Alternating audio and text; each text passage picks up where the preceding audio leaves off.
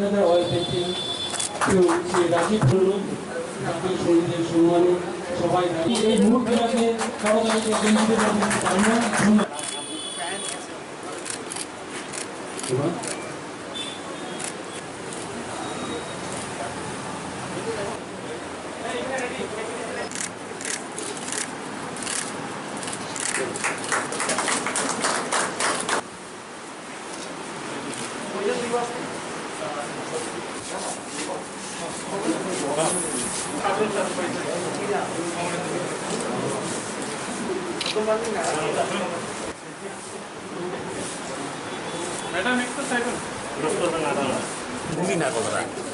গণতান্ত্রিক সবচেয়ে বড় গণতান্ত্রিক পদ্ধতি প্রক্রিয়া যেটাকে বলা হয়, ওয়ার্ল্ড লার্জেস্ট, পৃথিবীর সবচেয়ে বড় গণতান্ত্রিক এই প্রক্রিয়া।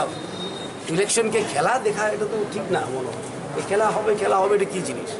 আমরা বলি পবিত্র ভোট মানুষের, ওরা বলে ফুটবল। সেটা কি ফুটবল? এই স্তরে নিয়ে যাওয়া না রাজনীতিকে আমি মনে হয় না খুব ভালো হবে। এবং খেলা হবে ওরা বলে, আমরা তো বলি না এসব কথা। খেলা টেলা, গণতান্ত্রিক মানুষের গণতান্ত্রিক অধিকারকে খেলা বলা, পৃথিবীর সবচেয়ে বড় গণতান্ত্রিক দেশের ভোটের প্রক্রিয়াকে খেলা বলা, সেটা সব নিন্দনীয়। স্যার, 16 তারিখ আশীর্বাদ দিবস, প্রতিমা ভৌমিক রাজ্যে আসছেন। আমাদের ত্রিপুরার ভূমিকন্যা এই প্রথম। রাজ্যবাসী দেশবাসীকে অভিনন্দন জানায়। আমরা প্রায় বলি ভারত কিন্তু প্রাচীন সভ্যতা আমাদের, কিন্তু ইয়াং নেশন। আর বিশেষ করে এখন আরও ইয়াং নেশন, কারণ 65-70% পপুলেশন আমাদের ইয়াং, আন্ডার 35। সুতরাং যুবশক্তিকে নিয়ে কাজ করা আগামী দিনে, সেটাই সমাজে পরিবর্তন নিয়ে আসবে। এবং ভারতবর্ষে অনেক কাজই হচ্ছে। এবং আমাদের প্রধানমন্ত্রী নরেন্দ্র ভাই মোদী আসার পর বিশেষ করে মিশন মোডে কাজ করা নতুন একটা পদ্ধতি বের করেছেন উনি। আগে বলতো আমরা গভর্নমেন্ট কী বলে প্রজেক্ট, এখন আমরা বলি না, জনগণকে নিয়ে, সমাজকে নিয়ে কী করতে পরিবর্তন নিয়ে আসতে হবে, বিপ্লব নিয়ে আসতে হবে সমাজকে নিয়ে। স্বচ্ছ ভারত যে মিশন আমরা বলি, সেটা কিন্তু শুধু একটা গভর্নমেন্টের প্রোগ্রাম হিসাবে দেখলে হবে না। সেটা একটা কি রেভলিউশন, একটা আন্দোলন, মুভমেন্ট। যুবক যুবতীদেরকে নিয়ে একটা মুভমেন্ট তৈরি করা প্রত্যেক প্রজেক্টে। যেমন এখানে হাউজিং, আমরা প্রধানমন্ত্রী কী বলেছে, housing for all by 2022 financial ইয়ারে, হাউজিং ফর অল। ত্রিপুরা রাজ্যে আগে 53,000 ঘর 5 বছরে আসবে, এবার 1 বছরে প্রাইম মিনিস্টার আমাদের কত বাড়ির ঘর দিয়েছে, 1,60,000। ঠিক না, প্রায় 3 গুণ 1 বছরে, যা 3 বছরে পেয়েছি। সুতরাং সবাইকে নিয়ে কাজ করা, একটা কি বলে মুভমেন্ট তৈরি করা, আন্দোলন তৈরি করা, বিশেষ করে যুবক যুবতীদেরকে নিয়ে, যারা, কারণ ওরা আজকে করবে, ওরাই ভবিষ্যৎ, ওরাই ভোগ করবে। ওদেরকে ইনভলভ করা প্রত্যেক প্রজেক্টে, স্বচ্ছ ভারতই হোক, প্রাইম মিনিস্টার আবাস যোজনায় হোক, ঠিক না, গ্রাম স্বরাজ মিশনই হোক, মিশন মোডে কাজ করে। মিশন থাকবে সামনে, লক্ষ্য থাকবে। আর সেই লক্ষ্যটা হলো গণ আন্দোলনের মাধ্যমে কাজ করা। শুধু রাস্তাঘাটে ফ্ল্যাগ নিয়ে ঘুরলে আন্দোলন চাই, বিপ্লব চাই, সে চাই হলে পাওয়া যায় না সব কিছু। সুতরাং নরেন্দ্র ভাই মোদীজি যদি সবথেকে বড় কন্ট্রিবিউশন থাকে ভারতবর্ষে, সেটা হলো মানুষকে সাথে নিয়ে কাজ করা। প্রত্যেক অংশের মানুষ, প্রত্যেক শ্রেণীর মানুষ, প্রত্যেক জাতের মানুষ, প্রত্যেক ধর্মের মানুষ, সবকে নিয়ে কাজ করা। আর সব কাজই সবার জন্য করা। Housing for all, electricity for all, ঠিক না। আমরা ত্রিপুরা রাজ্যে দেখেছি তো বহুদিন, 25 বছর। আমি কারিও আজকে দিনে অন্ত আমি কারিও সমালোচনা করতে চাই না, কিন্তু চালনি দিয়ে দেওয়া হতো, চালনি দিয়ে বেছে বেছে। আজকে কিন্তু নরেন্দ্র ভাই মোদী সেই পারসেপশন, সেই দৃষ্টিকোণটা বদলিয়ে দিয়েছে। তিনি বলেছেন সবকা সাথ সবকা বিকাশ, আর কাজও এভাবেই করছে। সেটা শুধু স্লোগানে নয়, কাজও আর কি। হাউজিং ফর অল, সৌভাগ্যের মাধ্যমে কি bijli for all, electricity for all, jal for all, Atal Jaldhara mission রাজ্যের, এবং হর ঘর নল, পানীয় জল সবার বাড়িতে নলের মারফত। সুতরাং একটা স্যাচুরেশন মোডে কাজ করে, যেমন সমাজের সব অংশের মানুষ যেমন লাভবান হয়।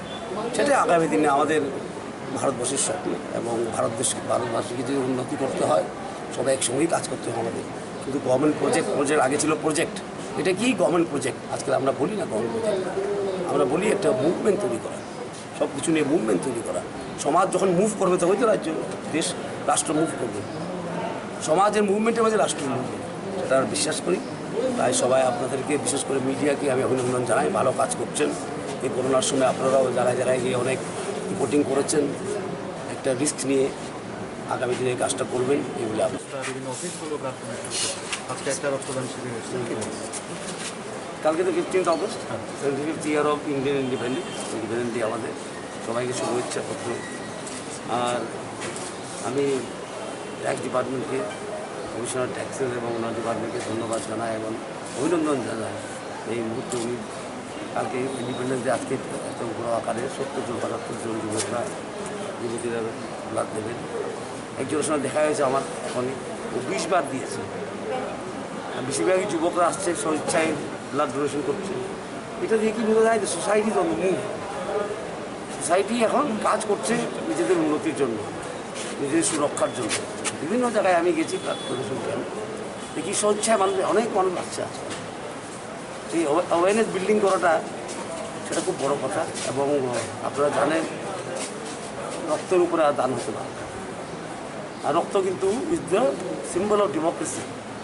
আমরা বলি এটা গণতন্ত্রের প্রতীক। রক্ত কোনো জাত থাকে না, কোনো ধর্ম থাকে না, কোনো জাত পাত কিছুই থাকে না, ভাষা থাকে না। রক্তই মোস্ট ডেমোক্রেটিক ফর্ম। সুতরাং রক্তদান সবথেকে সর্বোচ্চ দান, প্রাণ দান এবং মানুষের প্রাণ রক্ষার দান, সমাজের জন্য সবচেয়ে বড় দান যদি কিছু হয়ে থাকে সেটা হলো রক্তদান। কারণ রক্ত তো আর কী বানানো যায় না, রক্তদানই করতে হয় মানুষের। রক্ত কিনা যায় না, রক্ত কী বলে তৈরি করা যায় না, রক্তদানই করতে হয়। আর যুবক যুবতীরা যে এগিয়ে আসছে এত বড় আকারে, কী বলে এত বড় সংখ্যায় যে আসছে ওরা রক্তদান করার জন্য, সেটা লক্ষণ নীতি রাজ্যে চিরকাল ত্রিপুরা রাজ্যের যুবক যুবতীরা সবসময় সমাজের কাজ করার জন্য সবসময় এগিয়ে এসছে। কালচারাল ফিল্ডই হোক, রক্তদান শিবিরই হোক, লেখাপড়াতেই হোক, সব জায়গায় যুবক যুবতীরা এগিয়ে আসছে। সেটাই একটা ট্রান্সফরমেশন, কিন্তু সেটা একটা ট্রান্সফরমেশন। স্পোর্টসে হোক, সেটা একটা কিন্তু চেঞ্জ ত্রিপুরা রাজ্যে দেখা যাচ্ছে। এবং আমি ট্যাক্স ডিপার্টমেন্টকে, কমিশন ট্যাক্সের ওনার টিম ডিপার্টমেন্টকে আমি ধন্যবাদ জানাই। আমি এছাড়াও আজকে আমরা একটা ওপেনিং করছি এখানে পেনশনার্স কী বলে গ্রিভেন্সের না হেল্প ডেস্ক বলি হয়, গ্রিভেন্স জন্য আসবে না, হেল্প ডেস্ক বলি হয়। এটা দেখুন, বয়স্করা পেনশন পায় বহুদিন চাকরি করার পরে, 30 বছর 32 বছর পরে ছোটো ছোটো কাজের জন্য সেক্রেটারি যেতে হয়। আর সেক্রেটারির সিকিউরিটি জোন, ওদের সিকিউরিটি বলে ওই পাস নিতে হয়, গিয়ে দেখি অফিসার ডেস্কে থাকে না। সুতরাং আমি চাই যে ওরা এখানে আসুক, এটা কী বলবো শহরের প্রাণকেন্দ্র, এখানে এসে ওরা যদি ছোটো ছোটো গ্রিভেন্সগুলি যেমন ওরা যেতে না হয় সেক্রেটারি, ওদেরকে একটা হেল্প ডেস্ক করে দেওয়া হয়েছে। ছোটো একটা পদক্ষেপ, কিন্তু খুব ভালো পদক্ষেপ, লক্ষণীয় পদক্ষেপ। যেমন সমাজের সব অংশের জন্য চিন্তা করা। ওরাও কিন্তু সার্ভিস দিয়েছে, সরকারকে সার্ভিস দিয়েছে, মানুষের কাজ করেছেন। ওনাদের জন্য একটা ছোটো পদক্ষেপ নেওয়া হলো আজকে। ওদের জন্য ফাইন্যান্স ডিপার্টমেন্টকে আমি ধন্যবাদ জানাই এবং ট্যাক্স ডিপার্টমেন্টের রুমটা দিয়েছে ওদেরকে ধন্যবাদ জানাই, অভিনন্দন জানাই। এটা ওপেনিং হচ্ছে ঠিক 15 অগস্টের একদিন আগে। সেটা এগুলো লক্ষণীয় ব্যাপার। এবং পেনশনারদেরকেও আমি বলবো এই গ্রিভেন্সটা ইউজ করা। মানে বয়স্ক লোক বাড়ি রামনগর যাবে সেক্রেটারিয়েটে, দুর্গা চৌমুহনীতে সেক্রেটারিয়েট যাওয়া, এটা মুখের কথা না। এতদিন কিন্তু ছিল না, ছোটো ছোটো কাজের জন্য সেক্রেটারি দৌড়াতে হবে। সুতরাং একটা লোক এখানে বসবে হেল্প ডেস্কে, আমরা একটা দিয়ে শুরু করছি, যদি লাগে আরও বাড়াবো। এবং ওনাকে ও যে লোকটা বসবে ওকে ট্রেনিং দেওয়া হয়েছে, এই যে অফিসে ফাইন্যান্স ডিপার্টমেন্টে ট্রেনিং দেওয়া হয়েছে কীভাবে কমপ্লেনগুলি বা কী বলে প্রবলেমসগুলি পেনশনারদের সলভ করা যায়, সেটা ট্রেনিংয়ে দেওয়া হয়েছে। রুমটা ছোটো, যদি দরকার পড়ে আরও বড় করা যাবে। আমি করেছি, আর ট্যাক্সেস কমিশনারও করেছে এই কাজটা। গ্রাউন্ড ফ্লোরে হওয়া দরকার, সিঁড়ি যেমন বিয়ে না উঠতে হয় বয়স্কগুলো, তাই গ্রাউন্ড ফ্লোরে এটা লোকেটেড আছে। আমি ভাববো অনেক, আমি আশা করবো যে অনেক সমস্যার সমাধান এখানেই করতে পারবে পেনশনরা, আর যত দূরে যেতে হবে।